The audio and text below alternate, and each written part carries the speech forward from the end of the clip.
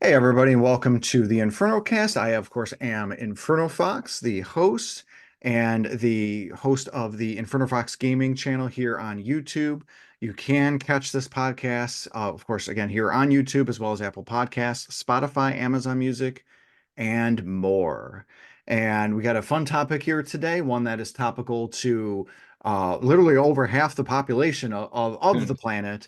But before we get into that, let me introduce our sponsor. That's Raid Shadow Legends. No, we are not sponsored by Raid Shadow Legends or Factor or anything about like that. But I would like to introduce my fantastic cast and crew. Starting with the wonderful Stormrosesky of the Twitch and YouTube channels of Stormrosesky. Storm, thank you so much for joining us. Thank you for having me. It's a pleasure to be here and to speak with, actual adults today. Always a pleasure to have you here with us. And next up, we've got Jamie Owls 87, my partner and partner in crime. Jamie Owls, thank you again for joining us. Thanks for having me. I look forward to speaking about our today's topic. And I do apologize that I keep going red, so I would pay attention to that and try to fix that.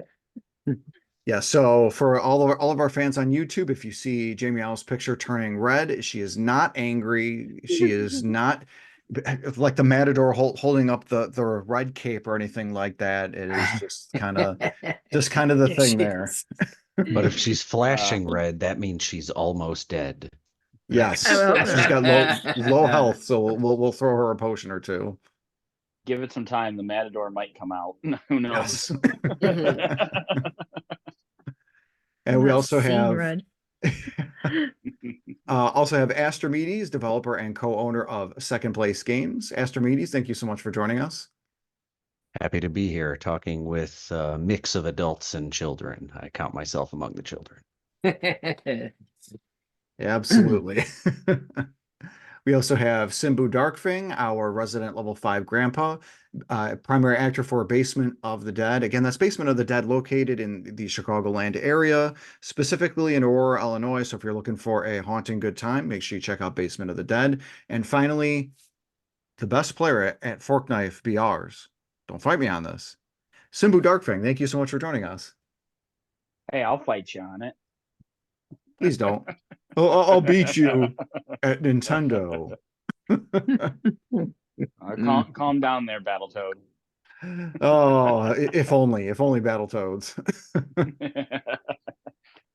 Next up, we have Jason the 13th of the YouTube channel Jason the 13th. Jason, thank you so much for joining us. Not a problem. Happy to be here. And last but not least, we have the hillbilly himself, Hardicus, joining us again from the previous episode about Final Fantasy VII. He will be a regular contributor. And Hardicus, thank you for joining us as well. Hello, thanks for the invite again. I also count myself as one of the children. Excellent. If I have to be the only adult in the room, so be it. Nah, I'm one of the children too. But so today's topic is it's a really interesting one and personal one for all of us. And in this instance, it's really in celebration of International Women's Day on Friday, March 8th. And to that end, we're going to be discussing the overall impact of women on the video game industry. And according to market data from gitnux.org, 46% of gamers, video gamers, in the United States are women or identify themselves as women or female.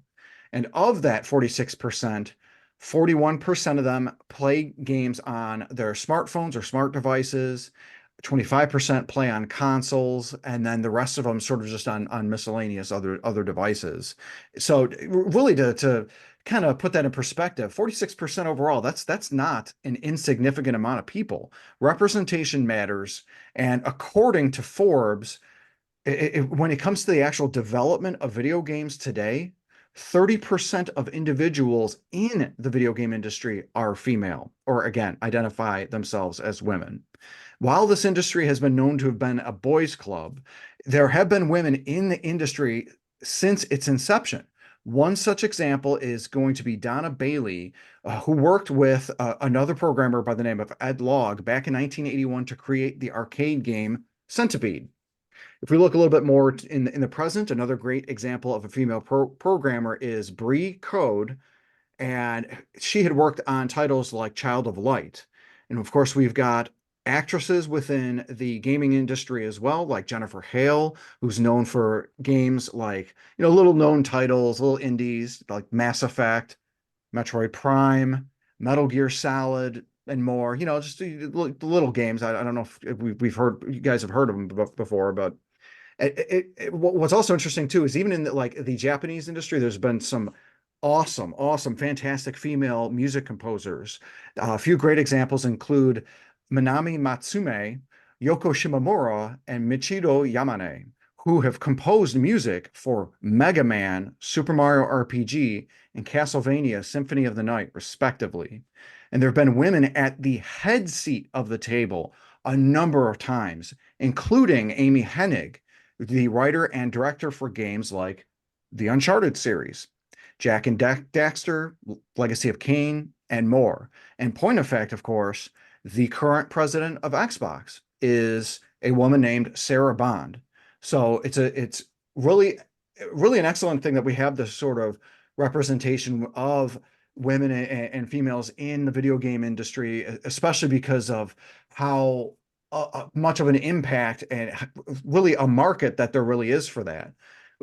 More focusing again on the video game industry aspect. Astrimedes, I'm gonna ask you first here if you have any examples on your end of women who work within the video game industry that you'd like to share. Yeah, one person I've heard show up on a lot of game podcasts is Robin Hunicke. She's a game designer and producer. She's focused on kind of indie games in some respects, but like she's worked in a lot of big studios, like EA, and then she worked with that game company, I think, is where she produced Journey when Journey was released. And I just remember listening to her on a few kind of in-depth game design podcasts, and she did a really good job of kind of breaking down just kind of like viewing games as a sort of like feeling narrative experience. And I think in general, like that's something like just a slightly, different viewpoint that women can kind of bring to these like male dominated, often kind of industries, especially in games where a lot of things feel sort of set in stone, even though it's actually a pretty young industry. So I think getting those kind of new viewpoints in there is a big deal. I have a list of some kind of indie games and very kind of indie developers, which is sort of what I focused on here. So I'll mention a few of those. So there was a company Maddie Makes Games or Matt Makes Games. I think they may have operated under both names, but developer Madeline Thorson made the kind of indie darling games Celeste and Towerfall. They're really kind of like tight, fun, sort of harkening back to old school experience sort of games. Celeste is a really well-regarded platformer game that, yeah, probably even people that don't normally kind of dredge through the indie mines like I do probably have heard of one way or another. But Towerfall is a little older game too that I think is pretty great. But yeah, so that was like kind of like in the like early-ish wave of indie games. I feel like some more modern, like probably lesser known developers I've been looking at. And I'll just mention, I actually ended up looking at, there's a currently going on sale right now on Steam, the Women's Day sale. It's March 1st through 10th, so just a couple days, a few days left on it as of recording here, but that's available. And there's some good discounts, and it's kind of a nice highlight of what ends up being a lot of sort of smaller games. But there's developer Madison Carr, Karrh, that released a game called Birth on Steam, and it's a very it's a sort of like cozy looking but creepy kind of point and click adventure game where you assemble creatures out of bones and stuff, and it's sort of like a unique look and a feels like a very kind of like not male perspective to me because it has that sort of like cute but like elements of like creepy and a little gross going on at the same time thing. So I think it looks like sort of a neat example of like the kind of mood of a game that you most likely, wouldn't get out of like a typical sort of by the numbers male developer. But some other, so the studio Massive Monster that released Cult of the Lamb somewhat recently, the studio manager, writer, and head of production are all women over there at Massive Monster. I feel like again the design of Cult of the Lamb, you see some kind of interesting indie stuff going on. It was released by or published by Devolver. That's often a trait of a lot of their games in general, so that's not too surprising. One that I will I've say on Cult of the Lamb. No, I just want to try and remember. no, Real quick go on ahead, Cult of the go Lamb. ahead. It is cutesy, goofy, awkward, and just bloody, gory. And if you need some just mindless button mashing, that's a fun one. Yeah, it's got kind of a look and mood all its own. It seems like. Another one that I really think is pretty neat. I've played around a little bit with and watched some YouTube videos of to see things that I haven't been willing to necessarily invest all the time in. But there's a game by there's a studio called Black Tabby Games that released, and all these games are on Steam, by the way. That's basically my platform of choice. But so Black Tabby Games released a game called Slay the Princess. That's studios run by a married couple, Abby Howard and Tony Howard Arias. But it's a narrative choose your own adventure game where you're sort of set up. I may have mentioned it on a podcast previously, actually, but it's a narrative game where it runs very much like a visual novel. So, kind of largely still or very limited animation sort of scenes you're moving through. And the sort of story is that there's a narrator who is essentially a character in the story without appearing on screen or ever as a character. He's basically a voice in your head as dictated by the prompts you get. But he basically tells you, go in this cabin and slay this princess because the universe depends on it. And you get a lot of options throughout. And just like asking questions that seem like they won't necessarily like change the result, like everything sort of changes the result. And there's no real right ending. Things get very surreal if you start questioning the narrator and then disobeying sort of some of his commands in a certain way. It's very questionable, like the princess like definitely is something like more than human, but comes like you kind of question her motives. And it's a really well designed narrative game because it doesn't commit the sin that a lot of these games I feel do, which is kind of like they're sort of like, maybe one of three endings, and they're all very kind of like good ending, bad ending, maybe middle of the road ending. This is like there's just a bunch of different endings, and they're all just different depending on whatever you did during that run. And it's all very kind of like clearly reflected, and certain like new options become available as you run through the game. So it does a really good job of kind of like eliminating what is often kind of like the tedium in a game like this. If you do really want to see all the endings, it feels very tedious to replay the same 10 choices and then make a different 11th choice. This game continually adds new options like early in the kind of like stream of events to where as you feel like you do have a lot more options rather than just, I'm going to pick the different answer at the end where it seemed important. It's like just asking a different question at the beginning can sort of change the result later of what you end up seeing in a way that feels kind of earned and sensical per the story. Um, Another game I looked at a bit and played the demo for was Placeholder Gameworks is the studio name. They released a game called Death and Taxes. It's a small Estonian studio.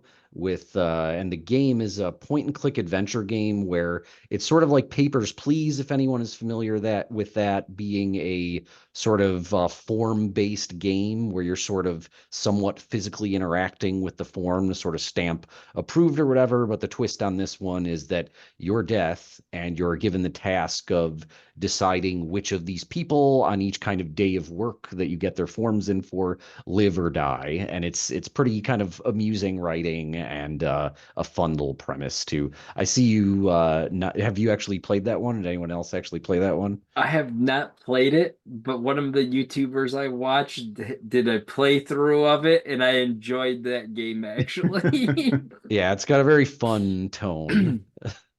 Yeah, Mhm. and I was going to say I've of course heard of Papers, Please, but it's definitely really a great thing that there's so much representation that you had found that women working in the industry. Do you have maybe one more to share with us? Yeah, I've Please? got one.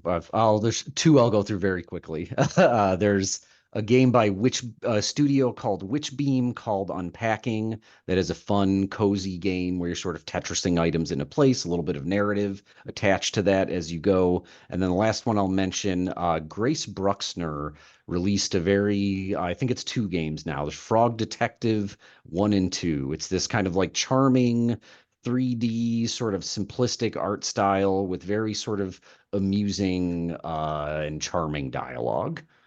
Very cool. And as you can tell from all the games Astrimedes had spoken about, not only are they all available on PC, Steam, two, it's possible that they could be on sale right now, and three, the gameplay, the variety of different games is so different, and it just speaks to the skill and the ability to provide that sort of wide, diverse set of ideas and be able to have that amalgamation and bring them together. I feel like having all of those voices being heard and represented is really important. Before we move on to the next aspect, Storm, did you have any examples that you wanted to share of that possibly? No, I believe you guys have hit it because I'm looking and no. No, I don't have anything good to add to that. So thank you for doing a fantastic job highlighting some of those other women and especially the indie ones. I'm glad to give them a air quoting voice right now. Yeah, absolutely. It's really a important thing, as pretty much as I've said. If we look more on from the industry side to the market side, a brief little history lesson, as we all know, regarding like just video game history overall. We know of the video game crash that happened in 1983 in North America, and then Nintendo kind of being the saviors, as it were, releasing its first console, the Nintendo Entertainment System in America. The idea for that was to market their Japanese system, the Famicom, in a area or country where video games were pretty much dead at that point. The Famicom also released in 1983 in Japan, and Nintendo had that sort of they had to market the NES really carefully. Few of the things that they did with that was, one, if you recall, or if you can think of like what's known as like the black box game, really the first series of NES games that came out when the NES itself came out in like 85, 86. It was literally a black box, and instead of like this over expressive or overdone art, it was literally pixelated graphics. Like you think of the Super Mario Brothers 1 box art, where it's literally Mario shooting the fireball against the brick wall, and he's about to go in the lava and he's about to die. But it's iconic because you have that mental image, and that was the point. Nintendo wanted to show, hey, this is advertised truth in advertising. This is what you get, because there was so much bad blood in North America because of games. One of Simbu's favorite, like ET for Atari. It was such a bad experience. Another marketing aspect, another tactic that Nintendo did, they didn't advertise the NES as a video game. They advertised it not only as a toy, but a toy that was almost always in the boys section of stores like Toys R Us and other retail stores. I remember very clearly going into a Toys R Us when I was 5, 6, 7, 8, whatever, and seeing the Nintendo games and everything like that in the boys section, and then kind of seeing, okay, there might be girls out in the distance where there was like a lot of pink, but you mostly saw the Nintendo stuff there. So Jason the 13th, I'm gonna ask you, do you believe that this marketing tactic was a driving force for young boys and males overall to sort of take prominence again, being the end consumer overall for video games? Quick little side note, I thought you were going to hit on the fact that Nintendo's advertising by calling it an entertainment system rather than a video game console to become part of your entertainment, your TV and all your stuff for entertainment was part of that marketing play too. But so when I was young, I did not think of the video games as strictly boys, because if I remember my Toys R Us correctly, it was all girls, all boys, and then on the end was all the video game stuff. It was like it felt separate. But now that I'm older and I understand how everything works, that yes, that was part of the boys section, not the girls section. And it was like as far away from the girls stuff as possible. So I could totally see how that was completely marketed towards boys compared to girls, even though I'm sure there was a few girl games in there somewhere along the way, but it was definitely, if I was older and would have realized it then, it would totally have been boys marketing. And as to why they decided to do it that way, I don't know if back then that they thought it was like a much higher rate, like 90% male to 10% female played the games when they brought it to America, and they figured that we'll only do the like advertise it to boys. But it totally, looking back on it, feels like they marketed it to just the boys. Hmm. Yeah, I can definitely understand and appreciate that. For me personally, I grew up in a household with two older brothers, so I didn't have that sort of experience of being able to have like a female sibling or an immediate female Yep. sibling to be able to sort of have that experience. Jamie Owls, kind of want to bounce the same question off of you. So, again, it's, do you believe that the location of the Nintendo games and everything in stores was a driving force for video games to be more prominently male-led overall? What are your thoughts? Yeah, I pretty much agree with Jason. The Toys R Us by the house, by where I used to grow up, I remember the section for, boys and girls, and of course the gaming section was always more towards the boys section. Mhm. And even growing up, like some of the games that they used to promote were all like mostly fighter games, shooter games and whatnot. And so, I'm the youngest in my family, and so like it was mostly my brother playing all these games, and my sister kind of got involved when she used to play like Sonic and Mario a little bit. But even when I was little, I was, interested in, because I'm being the youngest, I want to follow what my siblings do, and so I used to just play the games with them. And as we gotten a little older, like around the ages of like between 8 and 10, that my parents noticed that we would play more of these games, and so they'll just kind of buy what they think that we like. So my brother used to get all like the fighter games. I would get like all games that has animals in it. I used to get um the Looney Tunes Buster, I forgot, Bust Loose. Yep.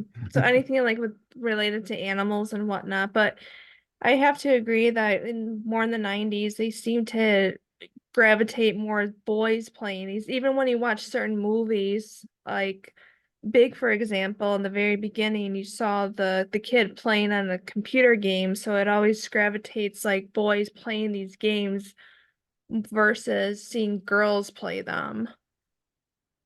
No, it's understandable.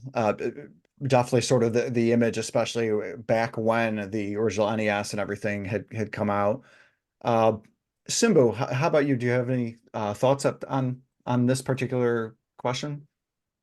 So, in reference to like the location of video games, just in general, when we're discussing a Toys R Us store, it always seems to be in the front somewhere. Unlike Walmart, where the electronics section is usually in the back of the store, it always seems to be in front. Now, I'm almost wondering if that was just like a placement, like a security placement that they chose to put it in the front of the store because there's always cashiers, always there. They can always watch and keep an eye on, location and keep whatever, so that's my thought. However, go I was ahead. gonna say the Toys R Us's, when I was young, at least what I recall, did not have an electronics department at the front of the store. Everything was aisles, and it was always Mhm. to one Same. end was all the video game stuff. Yeah, And then at same. some point they completely rearranged it and then put the entertainment stuff up front. Yep, I Okay. remember that. The video games and Toys R Us being back, like towards the back of the store, the same row of aisles that Barbie was down one aisle, but then you hit the all blue section, and then Yep. all of a sudden you were in Boyland, and the video games was at the back. But I know what you're talking about. That the newer Toys R Us did put their stuff up front, but when I was Mhm. growing up and actively going to Toys R Us for myself, all that stuff was in the back. If we wanted to see it, you had to go towards the back of the store. And I remember it being like it kind of depended on which Toys R Us Now- that you went at, because there Now was that one. very well is possible.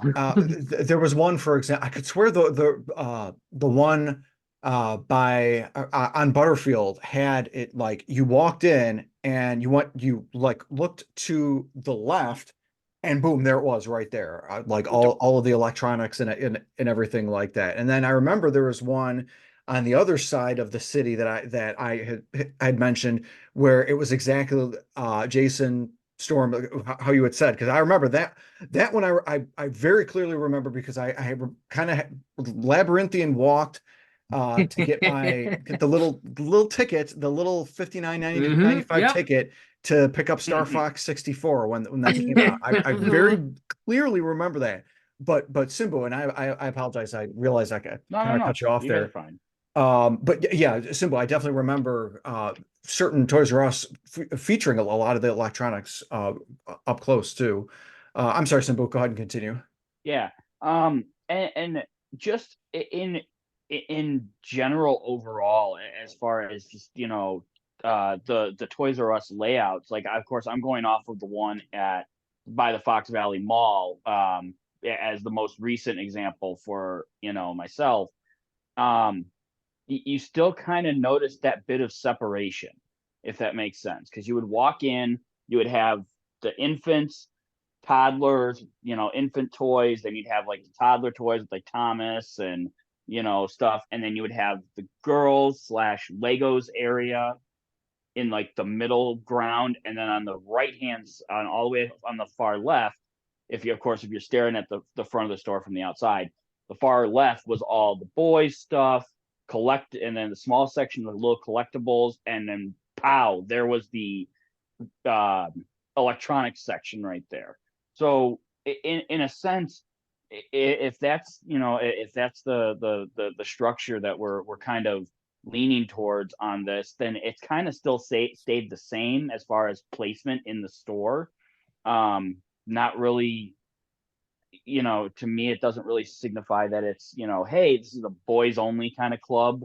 It just seems like, because, to me, that it's just, hey, this is a whole separate section. Because, like, if you think, like, in terms of, like, the bicycles and the Power Wheels and stuff, all that stuff is in that Toys R Us was in the back left corner of the store, but it was all together. Like, you didn't have, oh, these are all the boys' bikes, and then on the other side of the store, you have all the girls' bikes, Power Wheels and all that. They were all kind of like mixed together.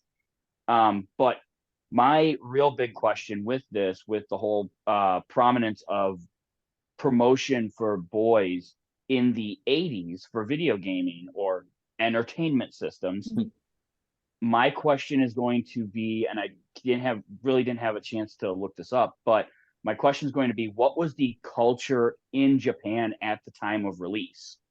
It's really Because more important to focus on the culture of the US because it was Nintendo of America itself that was focusing on marketing a video game console in a literal dead market, a market where there was no where video games were essentially dead. There was no future or anything like that. So Japan, there was no video game crash. They were humming along. There was no issues. Arcades were popular. The Famicom had been out since '83.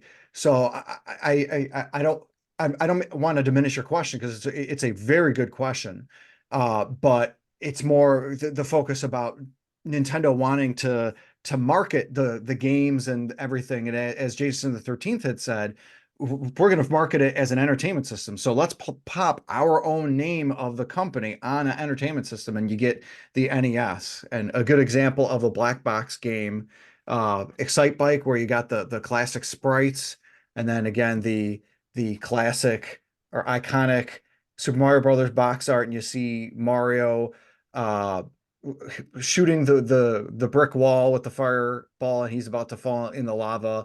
And I'm verbally describing these for our friends who are checking the podcast out through Spotify, Apple Podcasts, and beyond. But no, that is a good question because it really fell on the president of Nintendo of America to market a dead product, essentially a product in a dead market, and they succeeded and then some. And there was any other competition from any other console at that time. The biggest one I can think of is probably the Sega Master System, and the NES like trounced that, like destroyed it, I think.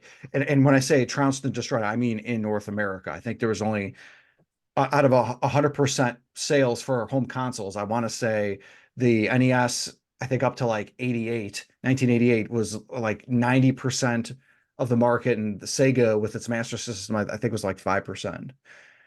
Before we move on to the next question, want to ask you, Hardicus, your thoughts on this question, the whole driving force, the location of marketing, how it was the driving force for young boys and males to take prominence in the being the end consumer for video games and just Toys R Us, everything else. I think everyone else pretty much covered it. It was my Toys R Us, and I'm assuming is some of you probably visited that Toys R Us too, if it wasn't your main Toys R Us. But I remember when I bought my first Game Boy, the Toys R Us, when you go inside, you had to turn left, and it was in the far front left of the store. That was where the video games were. You had to pick up a ticket, and you didn't go to the register. You went to a side thing that basically hooked up right to the warehouse, and that's how you got it. So that was my first experience with it, and obviously back then I wasn't thinking of this kind of stuff. But I do remember it being video games, and then behind that wall was boys stuff first and then girls stuff after that. So it definitely was closer to the boys things. And as much as I would love it not to have affected society and the way people view games, it absolutely did. I mean, it's been a boys club for a long time. It continues to be a boys club, but I am so glad that we're starting to get a lot more females in management roles, development roles, things like that. And really being the market and being the ones that play the games and everything like that. Some of my own personal anecdotes. I've seen a lot of female gamers really all of my life. My own mother played the original Super Mario Brothers games on the NES, but mostly focused on puzzle games like Tetris. My ex in the past often played the Rock Band series with my friends and I. One really cool example, and I'm pointing for those not watching or listening to this on YouTube, to my background where I've got a whole bunch of Super Smash Brothers regalia. Um, a couple of the times when I was physically at some of these Smash Brothers Ultimate demos before it actually released, and they Nintendo would tour around the country, and I went to one in Chicago, one in Schaumburg. The one in Chicago, I remember very clearly playing a few of the young women in Smash Brothers and getting my butt handed to me Mhm. on Smash Brothers by these young women. And I remember it very clearly because I was Marth. One of them was Corin. Another one was, I believe, Mario. And then one of their other friends, I think was one of their little brothers, was died real quick. I remember that being a thing. But like, yeah, I was lucky to get third on that because you really can get a lot of really skilled players in not just Smash Brothers, but in other stuff as well. And then finally, of course, my own partner here, Jamie Owls, loves to play both horror and cozy type games. Yep. So I'm gonna split the difference here. I'm going to be asking the guys one particular question, and then the gals here another question. And Astrimedes, I'm gonna start with you. Again, this is gonna be a question that all the guys are gonna get, and then I'm gonna have a separate question for the gals. Astrimedes, in your own experience, what video games have you seen the women in your life play, and what are some of your favorite memories you have of them playing? Um, I remember good friend of mine loved Katamari Damacy. I feel like that game had pretty universal across genders appeal. So that one definitely kind of sticks out, just kind of like the insane sort of cackling that game engenders, coming from people that are really enjoying it. So that one stands out. I know that my wife largely likes kind of the just a couple games she played when she was younger. She loves Link to the Past. Recently got her to start playing Hollow Knight, which has been a fun experience. And my mom also actually played a handful of video games back in the day. I think I've actually mentioned before that I remember what she loved RC Pro Am. And one night I remember going to bed already fairly late. I think it was like already like not a school night for me. And I went to bed and she stayed up and kept playing. And she had paused the game sometime very early in the morning. She'd finally gone to bed, but she paused the game so she could wake up and continue her run where there was no way to save it in RC Pro Am. So I think remember like waking up and seeing like a really long playthrough, much longer than I'd ever accomplished or attempted in RC Pro Am by my mother, like a game performance outperforming me, and just seeing her that it was important enough to pause it and not lose her progress and go to bed is probably the most memorable women playing games experience in my mind. Nice. That's cool. Hubble, how about you? What video games have you seen the women in your life play, and what are some of your favorite memories? I would say for early on, my grandma was actually probably the first one that got me into video games with her Atari 2600, and I cannot for the life of me remember the name of the game, but there was a guy that would drop little bombs, and you had to use the little turnstile thing and try to catch them. So that's one of my earliest memories. Growing up in my early days, I had a good friend named Jen she was a tomboy, so I don't know if that has any kind of bearing on it, but she and I used to play like Double Dragon, Wizards and Warriors, like things like that. And even just recently, my girlfriend and I just beat Nobody Saves the World together. Oh, It's nice. Yeah, I mean it's there's throughout my life there's been I've never really seen it as a boys club kind of thing. Yeah, and it's really it really definitely a great thing that you not only have had those experiences, but you've sort of escaped from that whole boys club mentality. Kind of interspersing here, Jamie Ellis, I'm going to ask you again a different kind of Mhm. question. As a female gamer, Jamie Ellis, what sort of negative experiences have you personally had playing video games?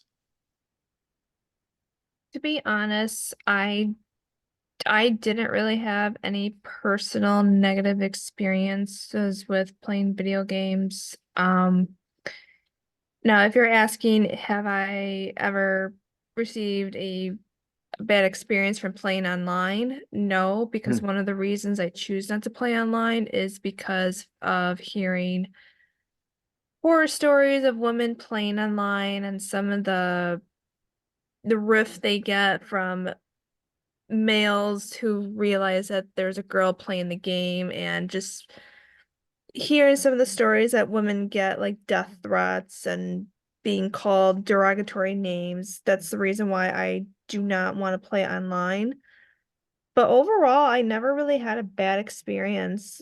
Um, like usually I've always played games on my own growing up. Yeah, I used to play games with my brother, so he was the only male who played with me besides you. Like you and I would play games together, but I pretty much just played on my own. So yeah, I can't really say that I ever had a bad experience. No, gotcha. And it definitely sounds like you've sort of so kind of kept yourself away purposely from those types of Yeah, multiplayer experiences just based on a lot of the horror stories that you've heard and everything. I'm Uh, fragile. uh, no, I can understand it and appreciate that because from some of the anecdotes that I've heard online from fellow gamers who are or identify as women have been pretty atrocious at best and just horrific at worst. So I can understand where you're coming from. Thankfully, you've pretty much sidestepped all of that, and it's part of the reason why when we do game and everything like that, it is just like you or I or maybe you, I, or Mobster, and we team up on Mobster until he Yeah. starts to lose and he swears, and it's funny, and we laugh. Perks of being shy. Speaking of Mobster, let's ask Mobster's brother, Jason the 13th. What video games have you seen the women in your life play? What are some of your favorite memories you have of them playing?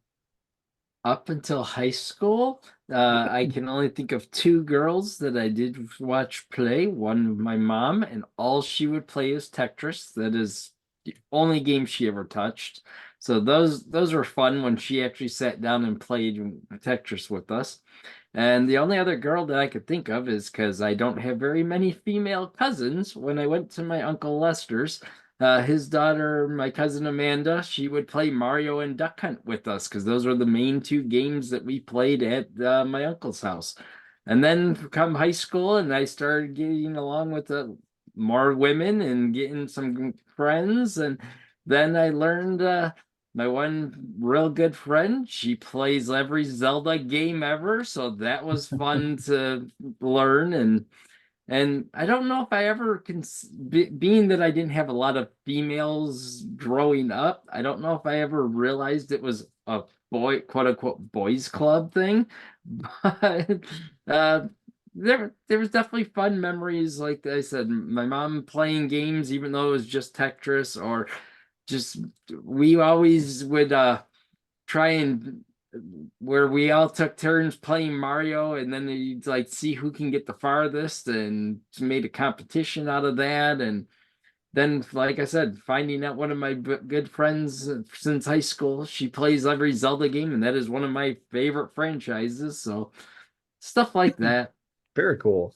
Yeah, it's I think Tetris definitely crossed a lot of Oh yeah, like gender, age, class, whatever it did. boundaries. That's another one that my wife who plays, like I said, maybe a list of 5 games, like she loves Tetris. Hmm. That is definitely on her short list. Nice. And side note for our listeners and audience, speaking of Tetris, I have a Tetris video coming out this Friday on Inferno Fox Gaming, so it'll be a fun one. But again, back to the topic, and Simba, I also want to ask you the same question. What video games have you seen the women in your life play? And what are some of your favorite memories you have of them playing these games? And I am picking you last as the guys on this question on purpose, knowing that I have played Fork Knife with the women in your life.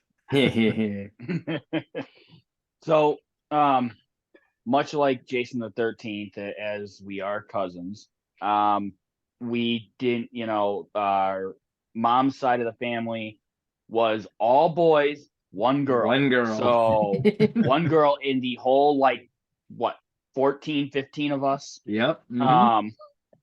Which is, so again, and then, my dad's side of the family, I really didn't see very often. But again, so like that growing up, it really wasn't, I didn't view it as like a boys club, because kind of hard to view it as a boys club when all you hang out with are boys, because that's all your family is. Yeah. But getting in, going into high school and growing, branching out a little bit more socially, met, a couple girls here and there that played, that would admit to playing, I should say, because there was still a whole lot of stigmata, around being a girl gamer then, and I'm sure it's gotten better now, but it's, still atrocious as what it happens. But fast forward to me and my wife and my daughter. I enjoy when my wife jumps on Fortnite with us and plays a little bit. It's her and I used to play Borderlands here and there. I had a Xbox One and a PS4. I sold my Xbox One to buy her PS4 at one point so that we could actually game together. That's cool. So, it's, and, that's mostly, like I said, my wife is mostly, and she'll jump in once in a while. Like, she'll join us on Scurry Face Gaming nights. So she'll jump on Fall Guys with us. She won't really touch Rocket League, but, my daughter, of course, she'll jump on with Fall Guys, and she'll jump on with Rocket League. And one of my most recent favorite memories was from an SF gaming night. We were playing Fall Guys, and it's the one round where you got the rhinos that they're chasing everybody around and trying to knock you off the platform. Well, the round started, and my good, one fellow SF member, Renegade, got just blasted within the opening 2 seconds of the round. So you hear my daughter from the other room, from her room, just yell out, "Yeah, he got knocked in 2 seconds flat." So it was great, because they could hear her on the video call that we were all on, and we all just started cracking up. So it's a lot of fun. But like I said, I can, I don't fully see it as a boys club. But I can empathize with women in gaming, because I am gonna kind of bleed into the women's topic a little bit here real quick, because I myself have personally seen just some of these people online being just horrendous, and it doesn't matter whether you're a guy or a girl. I've experienced people being horrendous to me just because I missed a shot in a game. It's well, it happens. And of course, like I said, I'm sure it's to the nth degree for women in gaming, as Jamie Ellis has, stated, and I'm sure Storm has her, examples that we will hear shortly. Yeah, it's one thing where you actually are performing an action that it's suboptimal. It's another to when you literally just open your voice and immediately you start to hear that vitriol, depending on the game or the community or the server that you're connecting into. Because again, we don't want to pigeonhole all individuals into one group, but it's one of those things where I've heard way too many examples of that being a thing. One quick note before I ask Storm the question, gentle reminder, the link to Simbu's Scurry Face is going to be in the description for however you listen or you watch the podcast. So definitely check that out. His live stuff that Scurry Face does is a lot of fun. But Storm, definitely curious as to what sort of negative experiences that you've had personally playing video games with the precursor that you have played a fair bit online, specifically with the game Fork Knife. So I definitely want to get your experience with that as well as anything else beyond that game. I've definitely played Fortnite just a little bit, just a tad little bit. First, in doing research for this, did you know that Pac-Man was created to try to help bring women into the arcade? Because the creator of Pac-Man noticed that women, like very many games weren't attractive to women or made for women. So they started with with Pac-Man, and then Miss Pac-Man came along because Pac-Man did so well. So they've been trying. Nice. And in 2009, only 2%, or it was real low percentage of females in the video gaming working in the industry were like 9%, but now it's up to 22% of women actually working in leader roles in the gaming industry. So we're gaining more traction there. You've touched on the video games and advertising. Video games for I could remember commercials. It was always it was a boys thing. So playing video games was like, oh my God, I'm doing a boys thing, in air quotes again, because it got hammered with commercials and toys or whatever. It was always geared towards the boys, and then it became the nerdy boy thing. So but the nerdy boy thing, and that is why some of them are so butthurt and act like absolute jackrabbits on online when they think no one else is listening. Fortnite. There was one time that, and this is why I will no longer play any automatic fill anymore. I got into a fill and got put into a squad. Within 5 minutes, there were racist comments coming out because I used a name that was a Star Trek character's name, and they asked me about picking cotton in fields. Wow. Some other little BS like that, and their worst insult that I told them to go all F themselves. Their biggest insult, oh, you're gonna die without getting a kill. It's like, and I'll play again. Yay! Guess what? I'll just play again. So that right there stopped me from playing Fortnite, filling it for a little bit. I actually left the game alone for a day or two, and then I just would do my own solo. I do not do general party fill-ins anymore.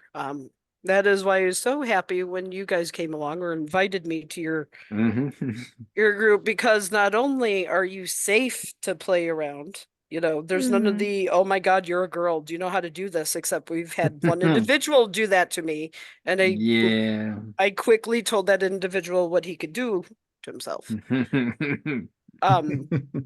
I've again put a lot of hours into the game. I know how to play. Sometimes you just make mistakes. Mistakes happen, but being reprimanded over that mistake over and over and over again, it's like, no, I don't have to play with you anymore, so I don't play with that individual anymore.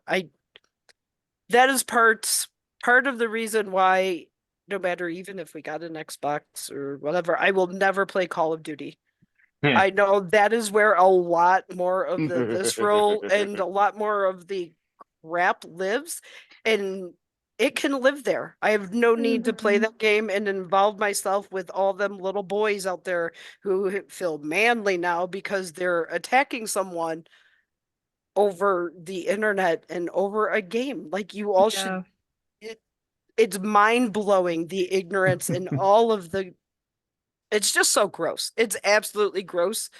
And I have to ask them if they talk to their mothers like that. And some of them, I wonder, are hearing dad talk or whoever talk like that. I just don't get it. I don't know what the disconnect is because I play with you guys and you guys are not like that. So it's not all boys and it's not all men who play video games. There is a majority of them that I just get over it. It's, just I don't know what the answer is for their ignorance. I'm sorry, I'm laughing my tailbone off over here because the letter N is a very prominent letter in Call of Duty.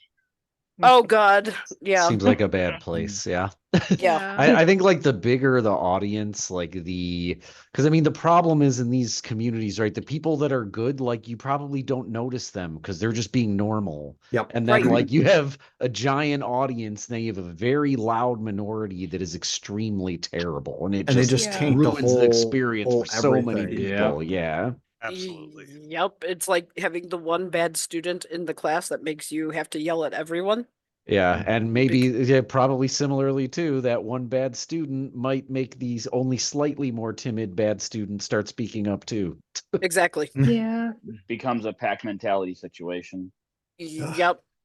Yep. But on the flip side, having grown up through the 80s, 90s, it is and now, 2000 all that. It is awesome to see how much more video gaming and things have come out that are marketed towards girls. There is a difference that guess what? It's not just a boy's toy. Like computers forever were just marketed as well towards boys. So, finally they realized that girls like electronics too. Just Mhm. It, they'll it, make them pink and frilly for us, but I don't care. We finally got them. it's funny you say that because now, if you look at advertising now for like Nintendo Directs, there are a number of titles that either they advertise as like those quote unquote cozy games, or they advertise more. I feel like gender neutral, that sort of thing. But it's the realization that there is a general market for other individuals, and this is a lesson Nintendo learned, especially in like the Nintendo Wii days, when they realized, holy crap, there's a whole bunch of 50, 60, 70-year-olds that want Yeah. to play video games. So Yeah. let's buy a Wii Well, and throw it in Yep. the retirement home. right, and again, part of the whole thing, which is why I asked the whole culture question earlier, was, again, you bring up you brought up a fantastic point about American culture at the time. Who was in the arcades primarily? Who was in the arcades and what were they doing in the arcades? Generally, my experience with arcades, being a little bit younger than the rest of everybody, it was, primarily you see the boys play and their girlfriends would just be hanging out. Mm-hmm. So I wonder if that was part of the, equation for how to market the NES.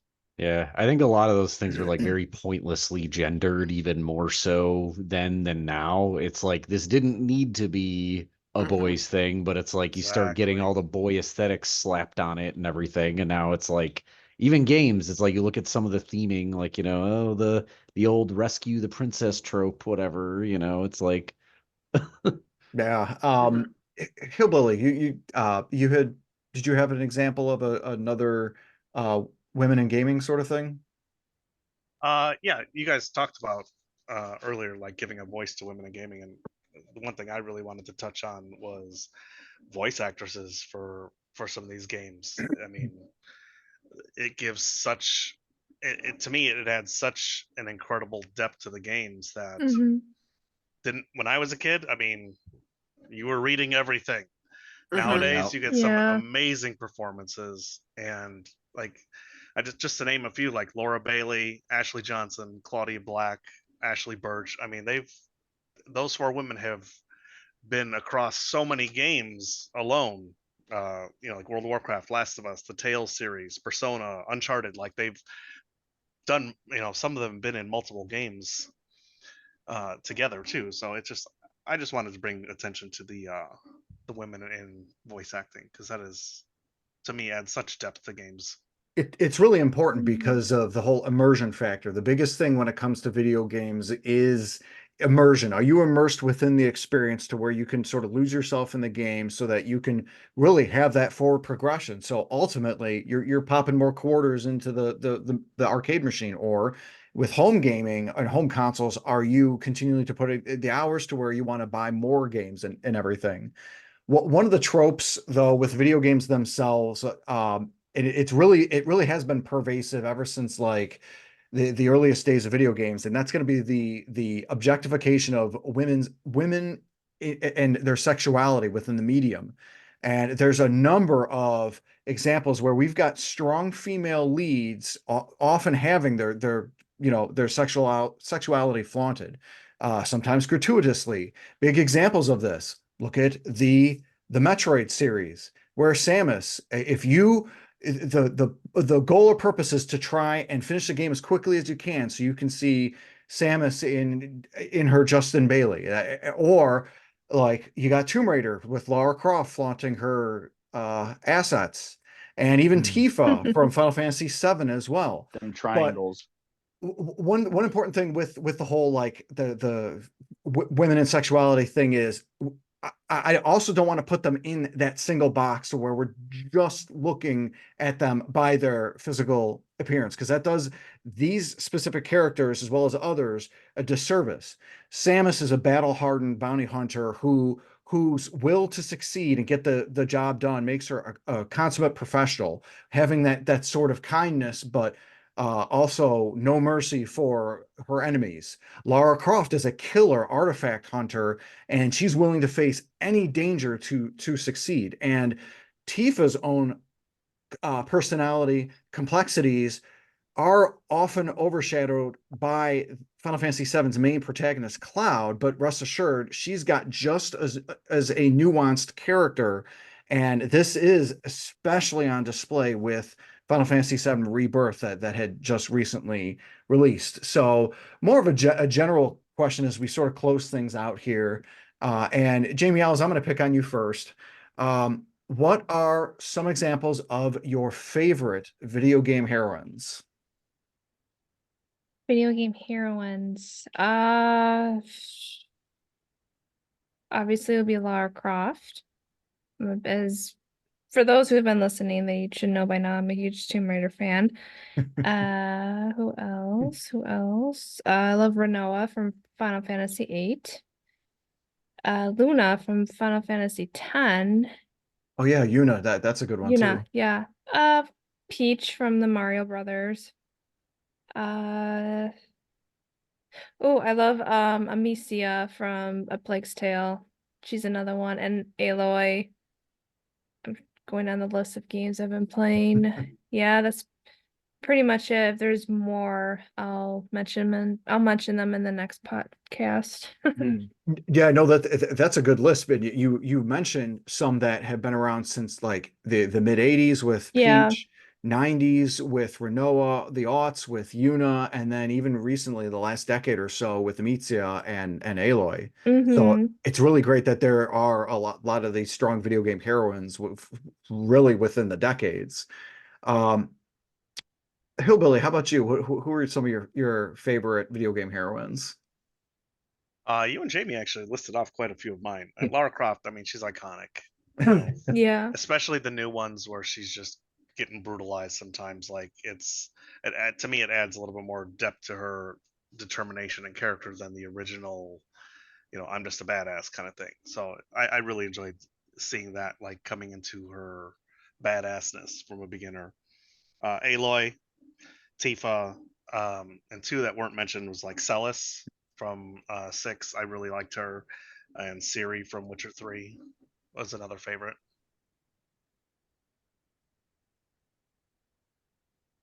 Nice. No, that's a really good list. Um, Celis, I mean, you really have a lot of in-depth character development with her, which is excellent for Oh yeah, that's one the reason I like her. yeah for like the time and everything. Astrimedes, how about you? Who are some examples of your favorite video game heroines? I also really liked Samus, with the caveat being that, yeah, the reveal, it's like on the Nintendo, they just had to put her in a bikini. They got like 12 pixels to work with, and they somehow have to try to make it look like a bikini. But I do like Samus as a character. I always really liked, I think her name was Oni. That game Oni that came out, I think, like early 2000s. It was like an early like Bungie game. I think actually before they were Bungie. But I like the character in Oni because it's like Oni is like a third person action game, and she's sort of just like a badass, and it's not really a big deal that she's female. She's just a character who walks around and beats people up, especially for like 2001, whatever, when this came out. This felt like very different than like a heavy metal game situation or something like that, or almost basically any other game you look at where things are kind of overly sexualized, whatever. I'll mention Darkest Dungeon 2. Pretty much all the female characters, the classes, all sort of are associated to a particular like name and identity, whatever. And the female characters in Darkest Dungeon all have pretty fun sort of backgrounds. I've mentioned before, I think the Grave Robber character is a really fun one, where her kind of story is basically about killing her abusive husband and becoming a grave robber in the process. It's sort of a fun backstory. But yeah, the game has pretty like interesting sort of like the female characters, all, it doesn't really feel like they're like really pigeonholed by being female into their role. It feels pretty incidental. You've got like one of the best like front rank damage dealers as a female character, and I like the representation feels pretty good in Darkest Dungeon, where like the genders really don't matter, and they shouldn't, but it's nice to see they bothered to kind of like add some diversity to sort of their cast of characters. Nice. Yeah, definitely. It's you can tell you got something special when it's the how the character looks is more incidental than the actual like it being like front and center. You know what I mean? It just adds to the depth of the individual as to whom they are, and it makes it more of an organic experience. I never even noticed in Darkest Dungeon that the classes were based by sex. I just like I Yeah, didn't play a ton of it, but I just assumed that any class could be any sex, and I had never even noticed it. well, it's, I think I don't remember in the first game. I think in the first game it was the same way. They were where they were all kind of just set sprites, like, you know, the Vestal, the priest type character was, I think, always the same female sprite, if I remember correctly, in the first Darkest Dungeon. I think though the difference is in second Darkest Dungeon, they give them all names and they're all sort of particular people. I think maybe it randomly generates names for the characters in the first one, and maybe there could be both sexes, but they sort of locked it down to like identities of individual people in Darkest Dungeon 2, because the game's kind of run based. You can sort of just pick them every time. There's no continuity Oh, issue, okay, whatever. that's cool. Very cool. Storm, how about you? What are some examples of your favorite video game heroines? You know, before I go on to that, I have one more butthead story that I forgot because it will play into my favorite heroine, Rosalie. I'd like you using her for Mario Kart and Mario Tennis. I was playing Mario Kart against a friend of ours and putting together my way to play, and he said, you know, just because it looks good doesn't mean that it's going to do good. And I just gave him the worst look, the dirtiest look I could, and told him kindly to go F himself, because I don't pick my characters based on aesthetic. I'm not that type of girl. It just aggravated the snot out of me, because that's, you know, I've been playing Mario Kart against Inferno as long as I've known him, and as long as we've had the ability to play Mario Kart and Smash Brothers. So for someone to tell me how to pick my characters out for that, it was like, oh, you know, so whatever. So that was the other icky story. My heroines besides Rosalie, Miss Pac-Man will be one of them. I've never played a Tomb Raider. I'm going to change that because of Jamie Owls, but Laura Croft, I've always just respected that character for what she's done for video gaming and promoting, you know, it's an inspiration for strong women characters. So You she's will love it. yeah, I think so. So I need to get into that series, but she's definitely a favorite because I respect what she represents. It's funny too how clueless that guy that you were playing with giving you a hard time about Rosalina, because it's like Rosalina is OP now. Like she is, from what if I'm knowing my Mario Kart 8 Deluxe um sort of like character, like who's the best, who's not. I've heard Rosalina is like the best right now. She's got the best meta. So yeah, his little viewpoint didn't age very well, did it? Nope. Nope, nope. And oh, before I continue on, or let you continue on, the other thing, Nintendo, with how Animal Crossing has been huge, huge for their for them and their fan base, as well as getting like because of Treasure Islands and what you can do to modding your switches and stuff like that, and the things you have to do. A lot more girls and women have gotten into programming and stuff like that because of Animal Crossing. So and getting into Discord and learning how to do their own Discord servers and running bots that control their switches. So a lot of like I know they poo-poo on those things having their games modded, but because of that game, it's opened doors for women to get into computer stuff too, which is awesome. And I've heard that before with other stuff. I'm going to go a little old school with stuff like MySpace, where there were a lot of individuals wanting to mod their profiles, and became a thing where they would learn a little bit of HTML, and then they'd learn Java, and then all of a sudden they realize that they've got a passion for it, and they end up like Yep. they're able to develop careers because of that. I think that's just really cool. I think that's a great thing.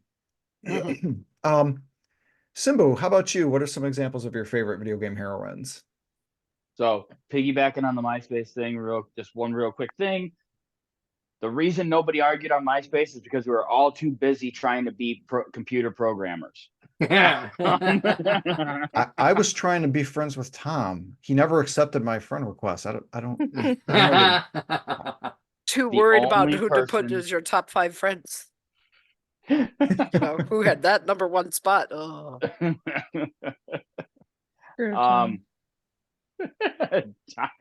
Jamie Alves was Tom always. No. So does Princess Kenny from the South Park games count? Is that really your favorite? I'm making a valid question here because male, normal male, but portraying female in an RPG sort of setup.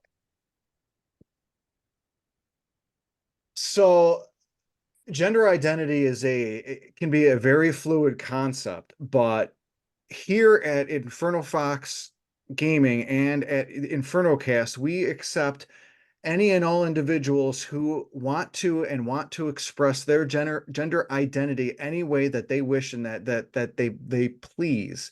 So if Kenny wishes to identify as Princess Kenny and he wishes to identify himself as a young woman, we here at the Inferno Cast and at Inferno Fox Gaming welcome they/them or she/her, however they would like to identify themselves as such.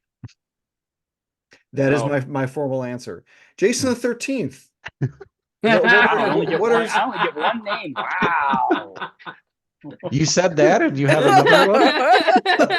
I do. I have quite By a all few. means, continue. I was going to use Princess Kenny as just a joke, but in all seriously, yes, Lara Croft, Aloy, they have been mentioned. Let's go. I'm going with Cortana from Halo. I'm going but does she count because she's not a real person? She's just an AI. But female AI. But developed based upon Dr. Elizabeth Halsey, who is a real female character. It's like the Dresden series where Lash is based off of Lashiel, a shadow of an actual fallen angel, where Lash is not an actual being. So therefore, does Cortana? Spoiler alert: yes, Cortana counts. You can have Cortana be one of your favorite characters. That is absolutely accepted. Absolutely.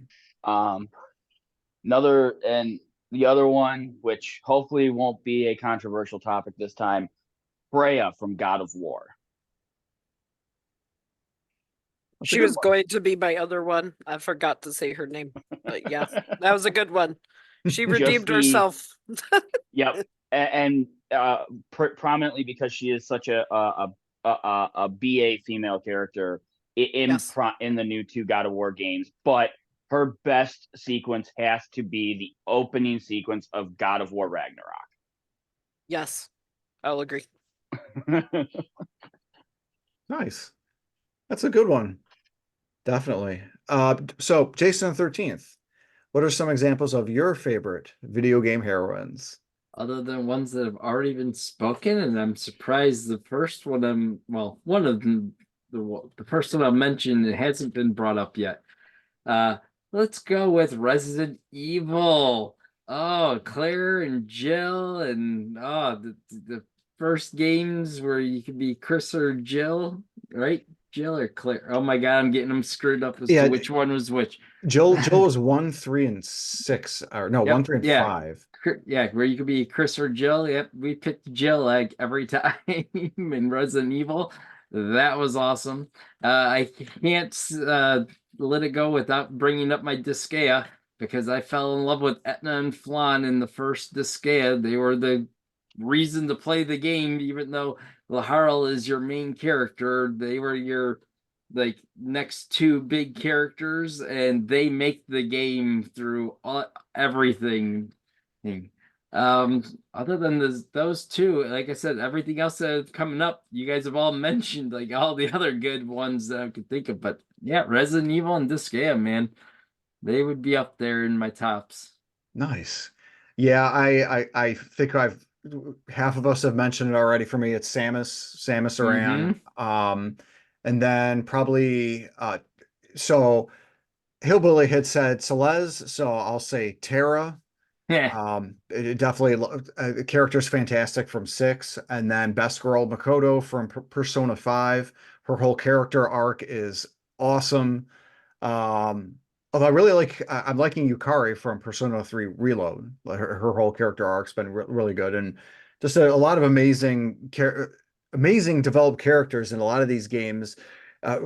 Seemed like it was predominantly RPGs, and maybe it was in like some of the earlier days, but as my crew here had mentioned, it's really expanded out to where you have gameplay experiences that are as recent as like God of War Ragnarok, A Plague's Tale, and more. It's really having that representation of women and females in gaming, but not only as the face of a game, you also have the behind the scenes, and then you also have the individuals whom hold the controller and play the game. And it's that representation to making sure it's an open hobby. It's an open thing where anybody and everybody can play and everybody is welcome. And I think that's something that all of us here at the Inferno Cast can get behind. So just want to go ahead and wrap things up here. Just a big shout out, huge thanks to everybody who had joined.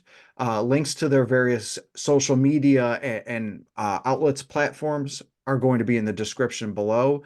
And a final thanks for you, my audience, for checking us out, listening. Make sure you, of course, are subscribed to the podcast device of your choice, as well as subscribed to Inferno Fox Gaming on YouTube for more podcasts and video game content. Thanks again to everyone here at the InfernoCast, and thanks for joining.